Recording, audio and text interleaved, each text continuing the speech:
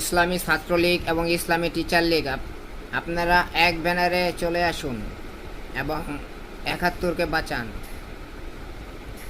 আমার বিচার বিবেচনায় আমি বুঝতে পেরেছি এবং দেখতে পেরেছি যে বাংলাদেশের আইন ব্যবস্থা অন্যায়ভাবে পরিচালিত হচ্ছে। সঠিক সত্য বিষয়গুলো উপস্থাপন করা হচ্ছে না। সত্যতা যাচাই বাছাই ছাড়া মিথ্যা দোষারোপ করা হচ্ছে এবং মিথ্যা মামলায় হয়রানি করা হচ্ছে। ২৪শে ভিনদেশি ছাত্রছাত্রীরা ৭১ বিরোধী ছাত্রছাত্রীরা যে সন্ত্রাসী কর্মকাণ্ড চালিয়েছে, মানুষ হত্যা করেছে, জ্বালাও পোড়াও করেছে, তাদের বিচার কোন আদালত করবে? তাদের বিচার কেউ চাচ্ছে না। ব্যবসা বাণিজ্য করলে পুঁজি দরকার হয়, আর তারা এই হত্যাকাণ্ড ঘটিয়ে আজকে রাষ্ট্রের ক্ষমতা আহরণ করেছে, ক্ষমতায় বসেছে। তারা নিরপেক্ষ নন, তারা হচ্ছে দেশ বিরোধী কার্যকলাপ চালিয়ে দেশের শান্তি নষ্ট করেছে। জয় বাংলা, জয় বঙ্গবন্ধু।